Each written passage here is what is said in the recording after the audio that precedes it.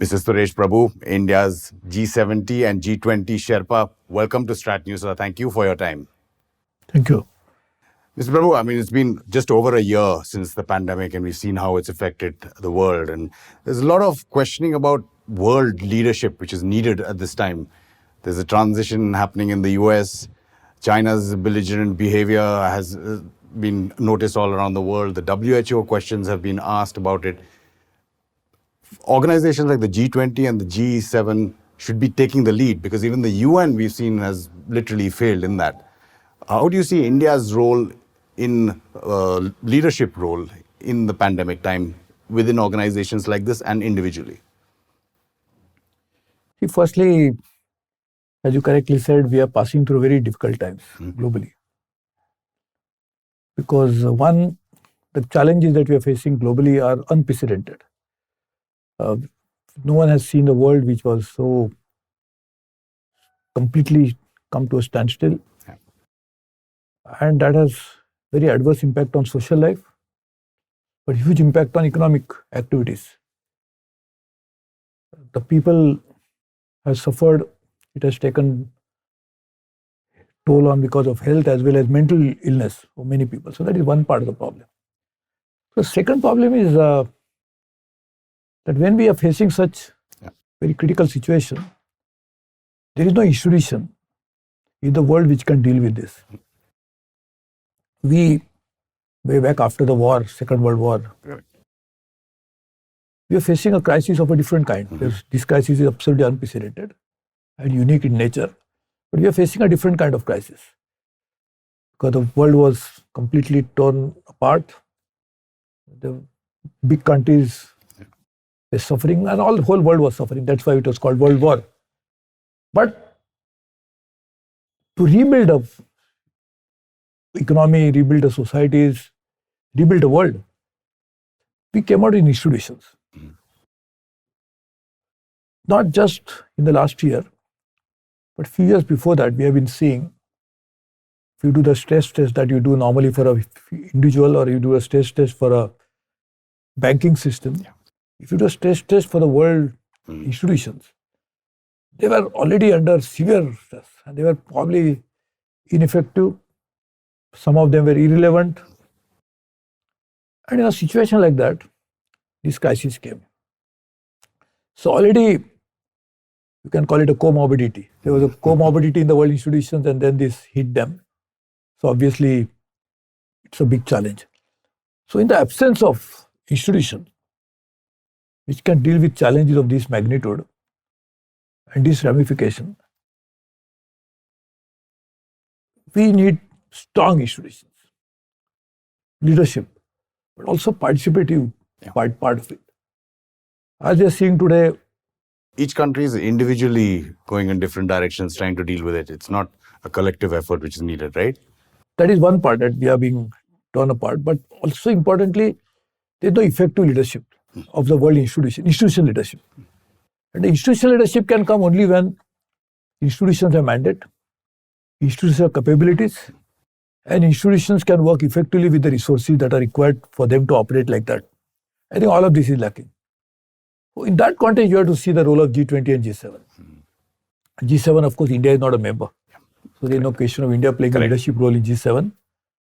We have been invited first by France, UK, in Biarritz, then by President Trump for the US, which never happened because the G7 leaders meeting never took place in that particular period. And now UK, June, which is now currently presiding. So they have invited us. But we are not a member of that. So there is no question of playing a leadership role there. But also it's an acknowledgement of the fact that the G7 countries realize that keeping India out, that doesn't provide legitimacy to the process. So they have invited India. But G20, it has been functioning for a while, but again, it's not an institution. So I talk about institutions we require to deal with situations like this. So there is no institutional framework for G20 as such. OECD provides the temporary secretarial provision. In fact, we have proposed to the G20 that India can provide a virtual secretariat. Correct. And then we can act as permanent secretariat. We have offered that. Prime Minister Modi has offered it. But while we do that, in a current situation, there seems to be this is the only platform if not an institution, which can play an effective role in dealing with such a huge crisis that is engulfed the whole world. Sure. And therefore, I see G20 as the only Institution. platform, only place where global issues can be discussed like this. Again, unlike G7, the G20 has an advantage because G20 has also some developing countries. Correct. Which has Brazil, which has Indonesia, More which has India, representative of and the world. many others. South Africa. So the advantage of G7 therefore is, G20 therefore is, that we can actually use this platform to represent all parts of the world. Though not all, whole world, definitely not, there are only 20 countries, but all part of the world. And they have the capabilities, because they represent 86% of the global GDP. Sure. So they have got the capabilities. And all the permanent members of the Security Council are also members of G20, of course, G7 as well. And therefore, it's an advantage that we can work with this framework. If actually G7 doesn't have all the P7 members, but G20 has got. So specifically, Mr. Prabhu, how do you visualize the G20 taking up this leadership role, especially in this moment? We are already playing a very key role in G20. India is playing a key role. We would have hosted the G20 in 2022. Now they decided to hold it in 2023. Why have we swapped that? Because 75 years we wanted an arrangement with Indonesia and India. Yeah. But now, clearly, India with now 2023 onwards will be playing the role of a troika, in which 2022 will become troika, 2023 will be presidency, and 2024 again will continue to be member of the troika. In 2022 will be troika with Indonesia, India, and Italy. And then, of course, 2024 will be also India, Indonesia, and whoever is going to Brazil. So we'll be doing that for the next 3 years. So we'll be playing a key role. Already we are involved in it. In fact, I must say happily that when Saudi Arabia took over the presidency last year, the first visit the Sherpa of G20 from Saudi Arabia made was to India. Then he went all over the world. But his first physical visit was to India, because he said, I want to develop that relationship with India. So that shows the leadership role India is playing. But also thanks to Prime Minister Modi, because the leadership comes from the country for sure, but who represents the country also matters a lot. And therefore, it's actually Prime Minister Modi playing a very key leadership role in the global affairs, has also propelled India into a different category. India's own growth, India's own strength have also been recognized globally. So therefore, both the things happening at the same time. And this recognition of India's leadership role during the pandemic, clearly visible of late when you talk about the vaccine, whether it's to the neighborhood, initially even the extended neighborhood, Seychelles, Mauritius, South Africa, Saudi Arabia, grants, aids being given, but then commercially also being made available around the world. I mean, that itself, then the UN, COVAX, Gavi, everywhere India will be involved, right? See, today you're seeing vaccines being sent of that pack size. But even before that, during the corona crisis, we were sending medicines, the formulations. And those formulations were not available even in the US. They're not available in the European Union. In fact, I received so many calls from my counterparts from all parts of the world. Then I had to communicate to the Prime Minister that this request has been received.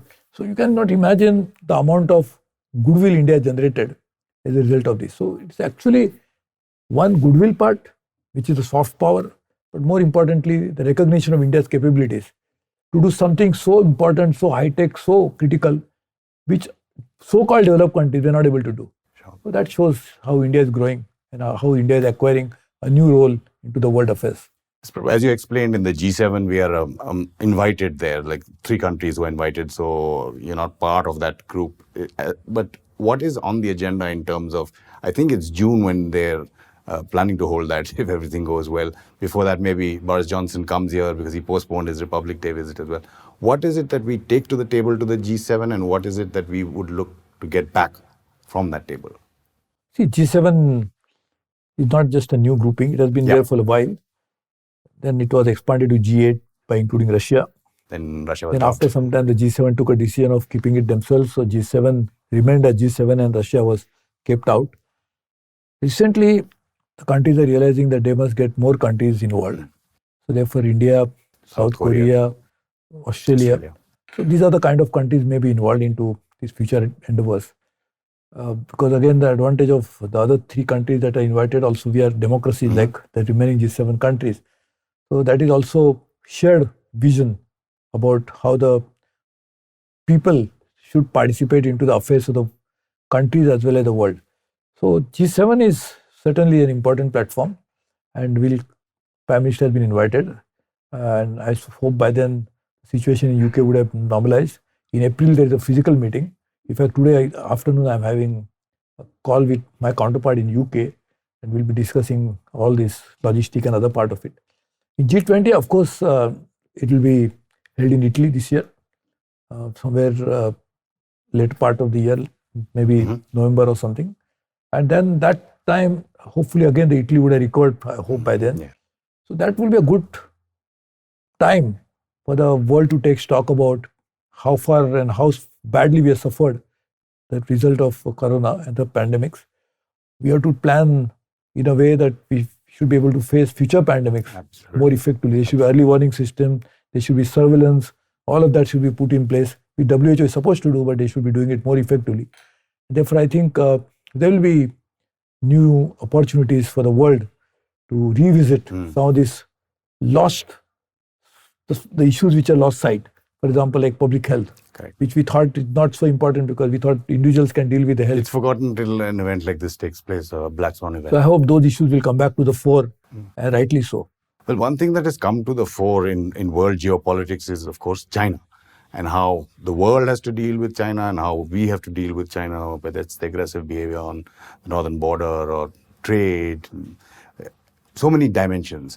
How do groupings like this, say the G20, deal with that? Because you are having other flexible multilateral groupings like, say, the Quad or JAI, Japan, Australia, India, which are working with their own agenda, but at this moment looking at how to constrain China.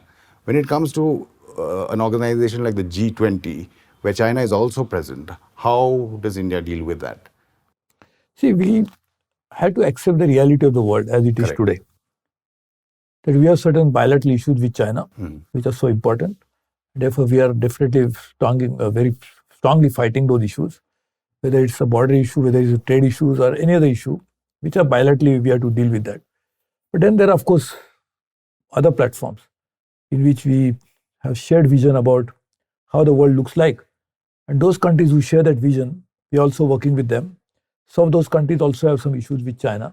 So therefore, obviously, that is another platform.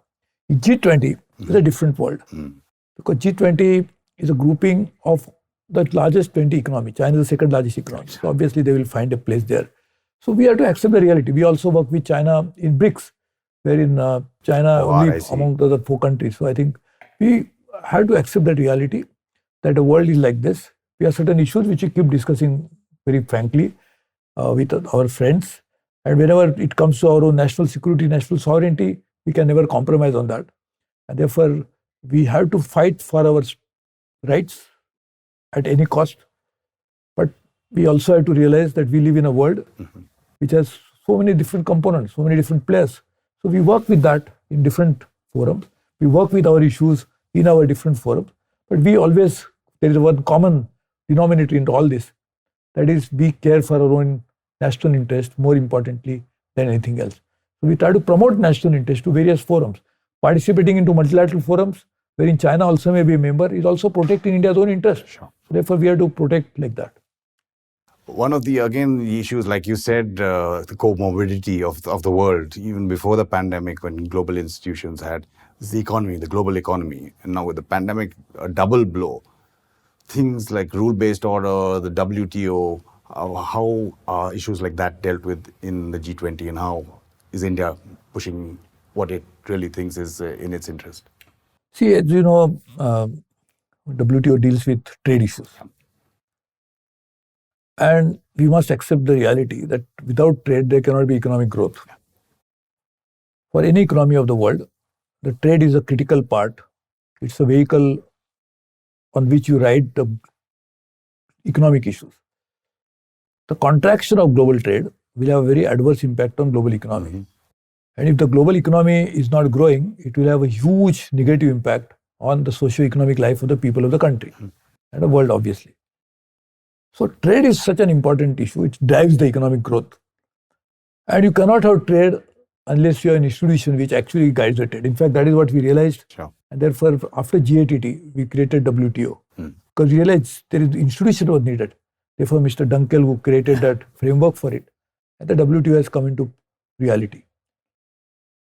A lot of countries had opposed creation of WTO in view of they felt that the national sovereignty will be lost and many others. Over a period of time now, we realize that developing countries have become strong champions for WTO because they realize that WTO is rule-based, it is participatory, it is democratic. Every country has a right of refusal, so that that's all worked very well. Unfortunately, some countries, the developed countries, are trying to actually sabotage WTO. I think multilateralism is the only way we can progress in today's world. We cannot have unilateral attitudes, unilateral actions from one country as opposed to the will of remaining rest of the world. Therefore, it is not acceptable to India. In fact, I, as a Commerce and Industry Minister of India, after the collapse of Buenos Aires ministerial meeting way back in 2017 December, I had called in March 2018, just immediately after that, a mini ministerial in New Delhi, which was attended by 57 countries. This was the biggest ever mini ministerial, because if 57 countries attended, it is not a mini anymore, it's a maxi. But we had that meeting just to ensure that we keep WTO on track. I followed it up by having another one, which was subsequently held, only for making sure that WTO remains relevant to the today's world. So we have been playing very active, proactive role into doing that. In G20, we share the same vision, which we try to espouse in other forums. So we want WTO to remain relevant. We are not opposed to the reforms in WTO. In fact, that is why I held two mini ministerial which were chaired by me. And I had also said that time that we want reforms. But reforms cannot be decided by one country or few countries. It has to be decided by the whole world. All the members of the WTO must decide what should be the reform. The reform agenda also should be developed in such a manner that every country feel that they have ownership of that agenda. So we actually are working on such issues very actively. And I think over a period of time, I am very sure that we'll make WTO more effective, more vibrant. In G20, inevitably, we discuss trade issues and WTO along with it. And we have the same strong views about it. In fact, I keep expressing those views on behalf of my country. And therefore, I very strongly feel that WTO cannot be just done away with. Or for that matter, multilateralism cannot be put aside. Multilateralism has to be the driving force for economic growth, for social equality, for global good. Therefore, we have to work on that. Multilateralism, now the World Economic Forum is also on. How does that forum really gel with everything else? We've seen Xi Jinping make his statements where he's talking about multilateralism, but there are double standards involved there. Prime Minister Modi will also be speaking there. World Economic Forum has evolved into a very formidable institution over a period of time. Unlike WTO, it is not intergovernmental. But at the same time, it has become such a strong platform in which, thanks to their efforts and thanks to the acceptance of their reality by the rest of the world, all the governments, all the leaders of the world, business leaders, social organizations, scientific community, private, public, everybody participates into that. And therefore, World Economic Forum has become a very visible, effective platform, accepted and recognized by whole world. Our Prime Minister also spoke there in 2018, last year, year before last, 2019, 2018, yes. 2018, he spoke there at the plenary. We can clearly see that India has been accepted in all these forums, whether they are intergovernmental or they are non-governmental or non-intergovernmental, so that kind. And therefore, we will continue to play that role. India is, the WEF, World Economic Forum, holds a lot of meetings in India. And I think we should work with them as we work with other institutions. Mr. Prabhu, you yourself in the G20 have worked with or tried to work with with the countries involved on the issue of terrorism, on the issue of terror financing. How do you gel what's happening with, say, the FATF? Because that's also a key concern of India's. We are very strongly proponents of global front against terrorism. Why global front is because terrorism is a global activity. The terror attack may take place in one country, but its motivation may happen in some other country. The financing that happens may happen in some third country. The entire supply chain may pass through several countries. And therefore, we have to take action through global efforts. Therefore, India and Prime Minister Modi has also been championing it. We strongly feel that global front against terrorism is a necessity for global good. Because terrorists are very few in numbers related to 7.6 billion population of the world. Therefore, if we can take concerted, collective action, we can combat with this very effectively. So we are very clear about this, that terrorism is an attack against innocents. The victims of terrorism have nothing to do with the act of terrorism. So they're just poor people die. And then the economics suffer, the social fabric is torn apart. So I think we have to work on that very effectively. Another area where India is working very hard is, of course, climate change, which impacts everybody. And those goals that we have set, we are surpassing them, even one would say, or at least meeting them, unlike others. And how are we dealing with the question of developing countries, including us, getting the wherewithal, getting the finance, while holding the developed countries responsible for climate change? See, there is a United Nations framework on climate change, UNFCCC. And under UNFCCC umbrella, there is a meeting which take place, which are called COP. So now COP26 will take place in UK again this year. So UK is going to be holding that very important event over the next few months.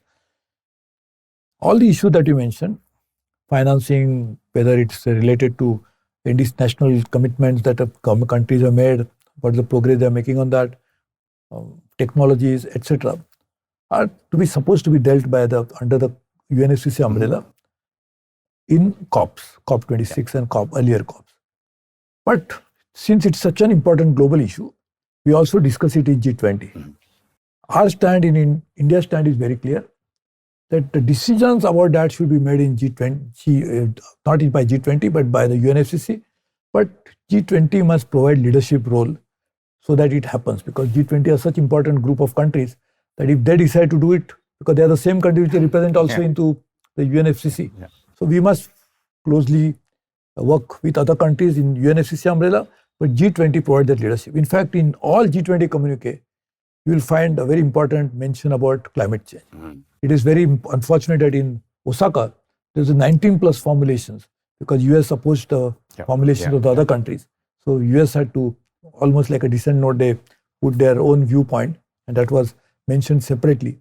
Otherwise, all G20 communique, you will find that climate change occupies a very key position into the communique. Mr. Suresh Prabhu, again, thank you so much for your time. Really appreciate it here on Strat News Global. Thank you. Thank you very much. And just a reminder to all our subscribers that you can get onto our website, Strat News Global, and help support this kind of journalism, our analysis from an Indian perspective. And do also follow our social media handles on Twitter, Facebook, and Instagram. This is Strat News Global. I'm Amitabh Revi.